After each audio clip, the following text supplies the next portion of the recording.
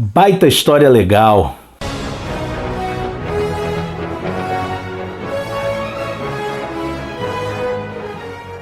Olá, bem-vindo ao Fantasma Brasil. Uma das coisas que eu adoro fazer é chegar lá no meio da minha coleção de revistas, puxar um exemplar a esmo, assim de maneira totalmente aleatória, e simplesmente sentar e ler. E foi assim que essa semana eu peguei aqui o número 266 do Fantasma, quando publicado pela RGE. É uma edição de março de 1978. Eu tinha menos de 2 anos de idade quando essa revista foi publicada. E, gente, a história que tá aqui, né, Os Homens Sapo, ela é tão legal. Eu tinha me esquecido de como essa história era divertida. Eu vou comentar um pouco sobre ela para vocês. A história Os Homens Sapo foi publicada originalmente entre outubro de 1952 e fevereiro de 1953. Era uma tira diária com o roteiro do Lee Falk e a arte do Wilson McCoy. A história começa com um transatlântico luxuoso ancorado em águas tropicais, que é abordado durante a noite por piratas. Mas, de uma forma curiosa, esses piratas se vestem como sapos. Daí o nome da história, Os Homens Sapos. Esses homens sapo abordam os passageiros e começam a roubar as joias destes. Afinal de contas, é um transatlântico de luxo, então imagina-se que ali só haja milionários. Entretanto, eles também estão atrás de um carregamento de ouro que eles sabem que há no cofre. Durante o inquérito para apurar o roubo, o capitão do navio é indagado sobre como é que esses homens podiam saber do carregamento de ouro que o navio levava. E o capitão diz que as notícias costumam correr nas docas. Acontece que nesse inquérito havia alguém muito interessado em saber quem eram esses homens sapo. Era um certo sujeito de óculos escuros, sobretudo, chapéu e acompanhado de um animal que parece um lobo. Nosso herói fantasma começa a caminhar pelas docas e olha para um navio que ia partir por aqueles dias, o Pallas, e comenta com um sujeito que estava ali sentado que haveria no Pallas um carregamento de platina. A notícia não tarda a correr e o fantasma percebe que o boato que ele plantou estava fazendo efeito. Então ele se dirige até o comandante do Pallas e diz que provavelmente os homens sapo irão atacar o navio. O comandante acha que aquele sujeito é louco e manda colocá-lo para fora. O fantasma, percebendo que ele não havia acreditado, sai, mas volta às escondidas e só se revela quando o navio já havia deixado o porto. E aí nós temos uma sucessão de acontecimentos curiosos, porque o capitão manda que levem o sujeito preso, né, o fantasma preso, no navio do Prático. Quando o fantasma desce, ele acaba sendo confundido com o Prático e aí diz que o Prático é que é o criminoso. Não satisfeito, o fantasma volta mais uma vez para o navio, dessa vez a nado. Ele é realmente um cara persistente e ele havia reservado uma cabine no navio para o caso dele precisar. Aí a gente até vê que é um momento até meio esquisito na história do Falk, porque se ele já havia reservado a cabine, por que ele toda hora voltava às escondidas, né? Teve umas 2 vezes que ele voltou meio como clandestino do navio. Não haveria essa necessidade, mas enfim, Falk e as suas incoerências. Durante a viagem, o fantasma fica atento, porque ele tinha certeza que os homens sapo iriam atacar o navio.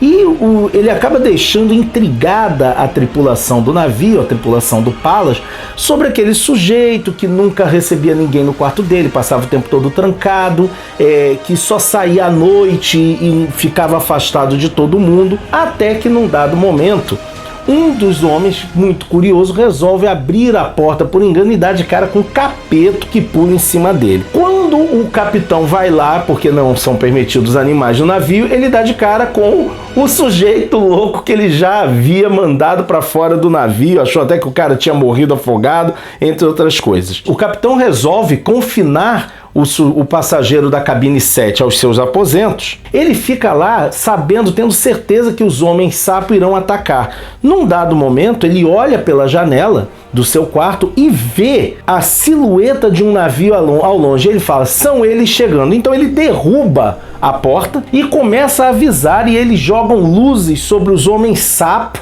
que estavam tentando chegar, e aí eles têm que bater em retirada. Para não perdê-los de vista, o fantasma pula na água para segui-los, não sem antes pedir ao capitão que tome conta de Capeto. O fantasma sobe num dos barcos dos homens-sapo, se protegendo pela noite. Ele até pensa, bom, está escuro e as nossas roupas não são muito diferentes, eles não vão me notar. Ele sobe e coloca um pano por cima dele, né, um cobertor, assim como os outros homens-sapo estavam fazendo, e ele vai ficando ali. Os caras até puxam assunto com ele, ele responde secamente, você entrou no barco errado, entrei daí, e toda aquela coisa. É então que o barco dos homens-sapo chega a um recife, e aí o fantasma descobre que eles tinham uma base que entrava por uma caverna subaquática, né? Uma caverna ao rés da água, né? Eles entravam por ali e se escondiam ali. O fantasma resolve então começar a fazer aquilo que ele faz de melhor. Ele vai andando entre os homens-sapo, naquela escuridão, naquela penumbra, e vai pressionando o anel da caveira contra as roupas dos homens-sapo. Depois, sem que ninguém visse, ele volta para a água e sai da caverna para tentar ter uma ideia de onde ele está. É então que ele percebe que eles estão em uma ilha rasa, basicamente, né, um recife, e ninguém desconfiaria que ali haveria uma base de piratas, de criminosos. Enquanto o fantasma está na parte de cima, lá embaixo os homens-sapo começam a fazer o seu relatório ao chefe da quadrilha. É quando ele vê as marcas da caveira nas roupas de cada um dos homens-sapo.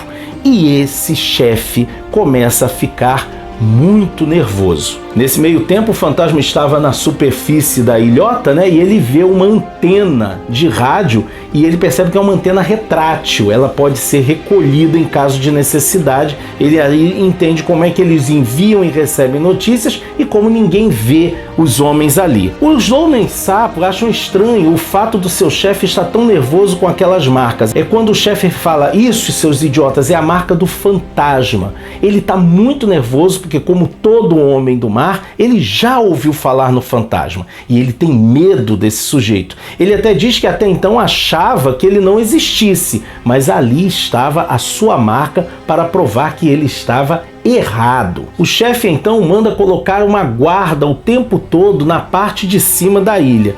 Quando um dos seus homens sobe, ele dá de cara com o fantasma, que ato contínuo, derruba-o com um soco. Nesse meio tempo, o chefe manda chamar o Mac, o sujeito que subiu. E aí vai alguém atrás dele e é o quê? Derrubado pelo fantasma também, que tem então a ideia. Ele pega as roupas de um deles e veste para se passar por homem-sapo. Quando ele desce, um sujeito chama ele pelo nome de Joe. E aí, gente, um momento de humor, né? Então eu sou o Joe.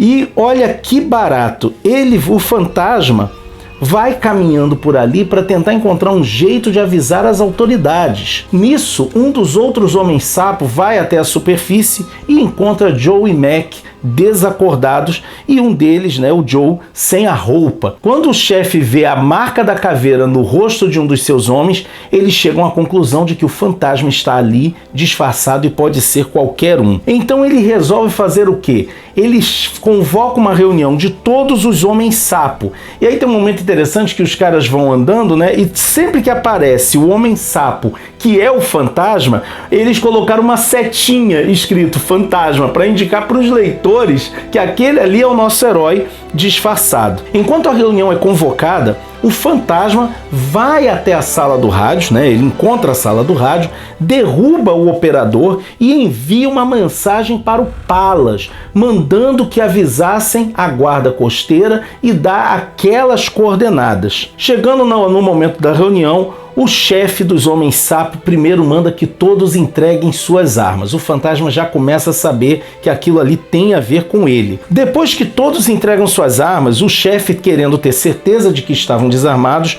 manda que cada um deles reviste o outro colega. e depois manda que tirem as máscaras. Todos vão tirando, exceto um, que se lança como um trovão, como uma locomotiva, enfrentando 50 homens de uma vez só. Os próprios criminosos, o chefe e o seu principal assessor, né, o seu principal ajudante, até eles ficam impressionados com a velocidade e a força daquele sujeito. Mas era um número muito grande contra um homem só, ele acaba sendo subjugado, é obrigado a tirar o uniforme de homem-sapo e aí se revela o fantasma. E, gente, a gente tem um momento aqui ótimo, porque eles já mandam amarrar, eles amarram as mãos do fantasma e o fantasma dá voz de prisão a eles, amarrado. Ah, cara, é muito da hora, que eles acham até graça. Ele fala, não, vocês estão presos, é melhor vocês se entregarem, vocês são meus prisioneiros. E ele vai dizendo, né, que daqui a 1 hora vocês vão ter uma surpresa. Eles não sabem, acham que ele tá blefando, e o fantasma vai tentando ganhar tempo. O chefe manda que os outros homens saiam dali e resolve, né, tentar torturar o fantasma. O fantasma tem que ganhar tempo e vai enrolando o chefe. Tem um momento daqueles que era muito típico das histórias do fantasma, né? O cara dá com a coronha da arma no rosto do fantasma, só que ele se retesa e nem se mexe, né? E o cara fica, meu Deus, parece até que ele nem sentiu. A gente sabe que ele sentiu, mas é aquela coisa, né? A suspensão de credulidade. É então que o chefe resolve que antes de matar o fantasma, vai tirar a sua máscara para ver como ele realmente é. Procurando ganhar tempo, o fantasma diz pro sujeito, é melhor você não fazer isso. Ninguém pode ver o rosto do fantasma e sobreviver. Um pirata fez isso séculos atrás e caiu morto. Aquela velha lenda, o velho ditado da selva, aquele que vê o rosto do fantasma terá uma morte terrível. O chefe fica assim, nossa, ele é tão calmo, né? Ele tem tanta certeza. O chefe acha que é um blefe, mas tem medo, né? E aí o que acontece? Ele chama outros piratas, outros membros da gangue para ali. E o fantasma percebe, ele é supersticioso, isso pode ser um trunfo para mim. A ideia de que os criminosos são supersticiosos e isso ajuda no combate a eles. O chefe chama esses outros 3 e fala, ele falou que quem vê o rosto dele morre, tá para acreditar? Aí manda que um deles tire a máscara do cara. Ele, eu não quero ver isso aí não.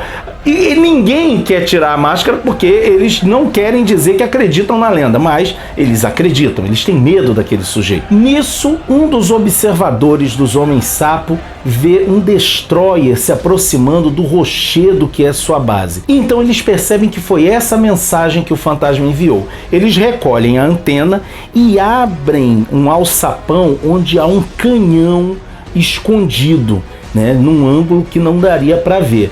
O chefe fica preparado, porque caso o destroyer se aproximasse num ângulo que desse para ver o canhão, ele dispararia sem dó. Os homens no destroyer não conseguem ver nada e acham que talvez tenha sido uma brincadeira de mau gosto, tenha sido uma notícia falsa, mas mesmo assim eles resolvem investigar os outros rochedos ali por perto. Quando eles começam a se afastar, o fantasma, ainda com as mãos amarradas, percebe que o pessoal meio que esqueceu dele. Então o que ele faz? Ele pula sobre os Homens-Sapo, dá cabeçadas neles, derruba o chefe deles e, usando os dentes, ele puxa o gatilho do canhão. E aí ele acaba alertando aos homens do destroyer onde era a base. O chefe dos Homens-Sapo dá uma coronhada no fantasma que acaba caindo desacordado. Só que nisso a guarda costeira, né, a marinha, acaba descobrindo e se aproxima com canhões, com homens armados. Começa uma batalha fenomenal entre os soldados e os Homens-Sapo, que imediatamente percebem que não tem como resistir àquele ataque. O chefe então junta outros 2 dos seus homens e fala, vamos fugir, eu tenho um pequeno barco numa outra parte da caverna, tenho algum dinheiro aqui, a gente foge, se esconde para depois a gente recomeçar a fazer o que a gente sabe fazer. Mas antes ele quer terminar um assunto. Ele vai até onde o fantasma está desacordado, dizendo que ele quer ver o rosto daquele sujeito. Ele acorda o fantasma e diz, você acabou com a gente, agora você vai morrer, mas antes eu vou ver o seu rosto. E realmente ele tira a máscara do fantasma. Os outros 2 Homens-Sapo estão fora, eles estão no ângulo, às costas do fantasma, então eles não veem, eles ficam olhando, olha, o chefe está olhando o rosto dele e nada aconteceu. Nesse momento, vindo por um outro lado da caverna, um soldado vê o chefe e dispara e mata o chefe sem ser visto pelos homens-sapo, ou seja, a lenda para eles aconteceu. Com o chefe morto, os 2 homens-sapos restantes fogem para o bote. O fantasma, que se escondeu num canto para não ser visto pelos soldados, consegue arrebentar a corda que o prendia e vai atrás desses outros homens. E assim, os caras ficam apavorados com ele, né? Ele derruba um deles, o outro, não, pelo amor de Deus, não me bate, eu não quero ver o seu rosto, você venceu. O fantasma entrega esses homens-sapos remanescentes à justiça. E aí tem aquele momento, né? Ele volta para o Palace para buscar Capeto. O capitão fala, olha, eu não esperava te ver de novo. E aí é dito, né? Os oficiais do Destroyer e do Palace pedem a honra da sua presença ao jantar, querendo homenageá-lo pelo que ele fez.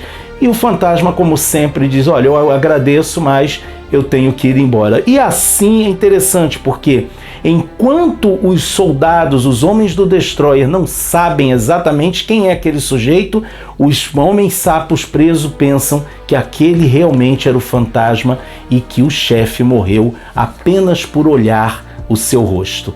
E assim, a lenda do fantasma cresce. É uma história realmente muito divertida. O Lee Falk, mesmo com alguns deslizes de continuidade, ele escreveu uma história maravilhosa mesmo. Ela é muito bacana e ó, essa história tá gratuita para você lá no blog Fantasma Brasil. É só você dar uma acessada e poder ler gratuitamente essa história em scan. Ah, e antes que você pense que eu esqueci, sim, vai ter galeria de capas dessa história no final do vídeo. Se você gostou desse vídeo, não deixe de curtir e compartilhá-lo nas redes sociais. Não deixe também de continuar apoiando o nosso canalzinho, fazendo suas compras na Amazon. Vocês têm dado uma grande ajuda ao canal para a gente continuar tendo material inédito e também material clássico para comentar aqui com vocês. Não deixe também de se inscrever no nosso canal e de continuar nos seguindo nas diversas redes sociais em que o Fantasma Brasil está presente,